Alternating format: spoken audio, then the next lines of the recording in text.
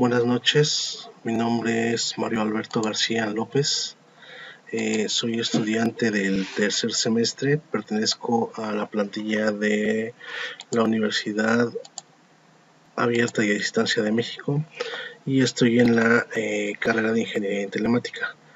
El día de hoy, esta es una actividad para la materia de Física 1 en el tercer semestre, el cual lleva por título Ondas electromagnéticas. Bien, vamos a empezar con una pequeña introducción. El descubrimiento de las ondas electromagnéticas fue uno de los avances más importantes del siglo XIX, cuando Maxwell postuló la existencia de ondas, consiguió aclarar el problema de la naturaleza de luz y además unir electricidad, el magnetismo y la óptica en una misma rama, y de Enrique Hertz, el físico alemán, quien mientras hacía saltar largas chispas entre dos esferas metálicas cargadas de electricidad, Hertz observó que la longitud de las chispas aumentaba cuando se iluminaban las esferas.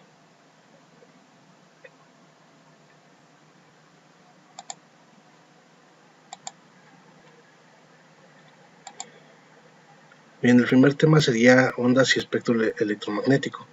Un espectro electromagnético viene siendo la distribución de energía del conjunto de las ondas electromagnéticas aplicado a un objeto. Se entiende como la radiación electromagnética que emite espectro de emisión o absorbe espectro de absorción, una sustancia. Las ondas electromagnéticas de alta frecuencia tienen una longitud de onda corta y mucha energía, mientras que las ondas de baja frecuencia tienen grandes longitudes de onda y poca energía. Bien, las propiedades del espectro electromagnético vienen siendo estas. Una sería la frecuencia, la primera sería la frecuencia, que es representada por el número de veces que es repetida dicha vibración, repetición de vales por un periodo determinado. Posteriormente tenemos la amplitud, que sería la distancia vertical entre una cresta y el punto medio de la onda. Luego viene el periodo, que es el tiempo que tarda una onda de ir de un punto de máxima amplitud al siguiente. Y por último tenemos la longitud de onda, que sería la distancia entre dos crestas consecutivas.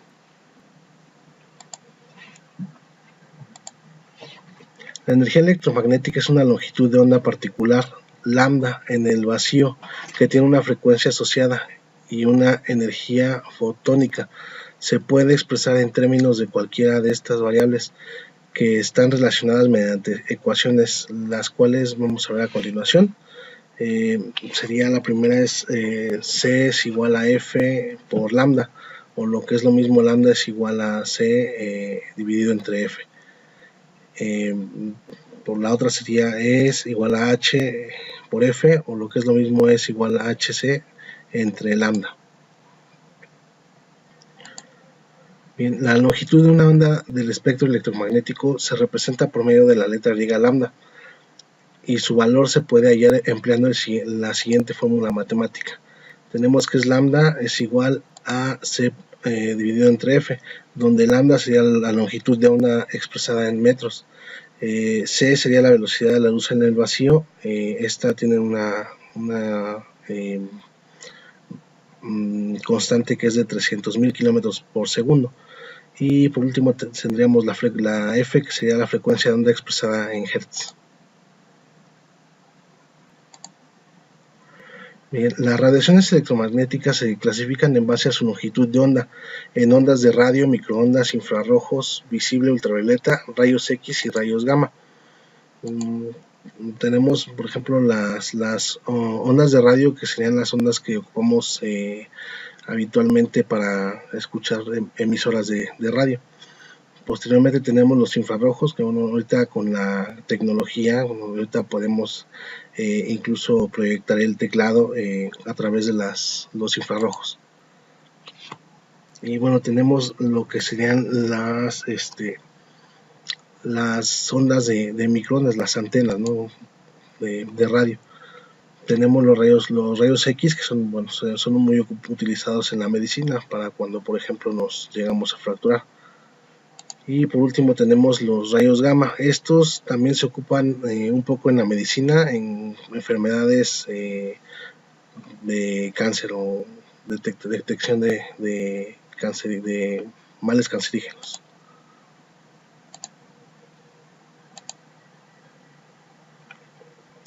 Las microondas son ondas electromagnéticas de frecuencias entre 1 GHz a 300 GHz. Estas frecuencias abarcan parte del rango de UHF y todo el rango de SHF y EHF. Estas ondas se utilizan en numerosos sistemas como múltiples dispositivos de transmisión de datos, radares y hornos de microondas. Las ondas infrarrojas están en el rango de 0.7 a 100 micrómetros. La radiación infrarroja se asocia generalmente con el calor. El espectro visible tiene una longitud de onda en el intervalo de 0.4 a 0.8 micrómetros. La ultravioleta tendría un intervalo de 4 a 400 nanómetros. El Sol es una importante fuente emisora de rayos en esta frecuencia, los cuales causan cáncer en la piel a exposiciones prolongadas. Los rayos X son prácticamente invisibles, son capaces de atravesar cuerpos opacos y de impresionar las películas fotográficas. La longitud de onda de estas oscila entre 10 a 0.1 nanómetros, correspondiendo a frecuencias en el rango de 30 a 3000 Hz.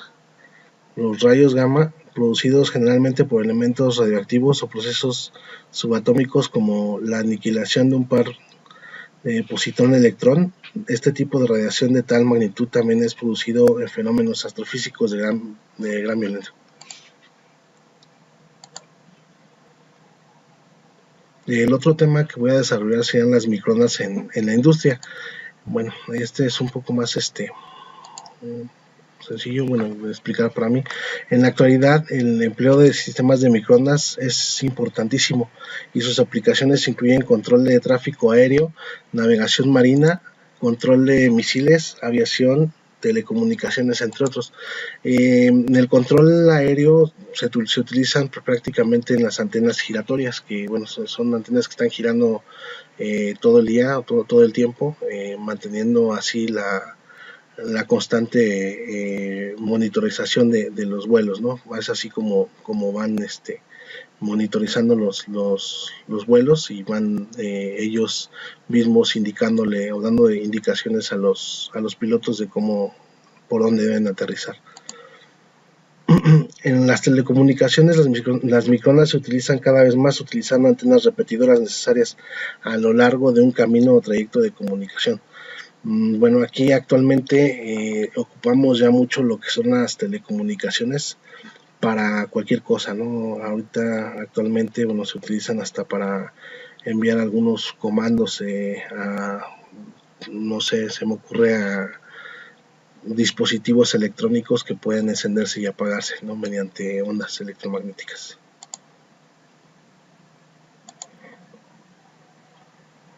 En el espacio, los satélites se emplean como estaciones retransmisoras de microondas, mismos que tienen una increíble capacidad, y conforme van pasando los años, por la tecnología que va avanzando, que serán aún más potentes. Las compañías celulares trabajan a base de antenas repetidoras para poder abarcar más territorio. Entre más antenas tenga la compañía ubicadas en diferentes lugares, mayor será la cobertura que podrá ofrecer a sus clientes. Bueno, pues creo que este es un poco más entendible. Actualmente, digámoslo así, entre los lugares en donde no tienen cobertura las compañías telefónicas es porque no han implementado este tipo de antenas, ¿no? Es por eso que no hay cobertura realmente en ciertos poblados, ¿no? Donde no llega la señal celular. En cuestión de los satélites, anteriormente, hace algunos años atrás se empezó con el modismo de las emisoras de televisión satelital, ¿no? Donde se empezó a dar lo que era anteriormente el DirecTV y todas esas compañías. Actualmente ya es un poco más convencional, ¿no? Y se ha ido modernizando con el tiempo. Las microondas son susceptibles de una codificación especial para poder llevar al mismo tiempo muchas transmisiones separadas, por ejemplo, hasta varios miles de conversaciones telefónicas. Aquí vendría siendo lo mismo, ¿no? Entre mayor mayores antenas o más antenas tenga una compañía, pues mayor será su cobertura. Una emisora de radio emite ondas en todas direcciones, enviadas hacia el firmamento, vuelven a la Tierra reflejadas por la ionosfera. De este modo se pueden recibir desde más allá del horizonte. Algunas de esas ondas indirectas reflejadas pueden dar en el suelo y ser reflejadas de nuevo. Bueno, sí, en este caso lo que es la función que tiene en este caso la antena. Esta antena es la que bueno, está hecho de un material para que refleje las ondas, que es lo que nos dice aquí el tema, ¿no?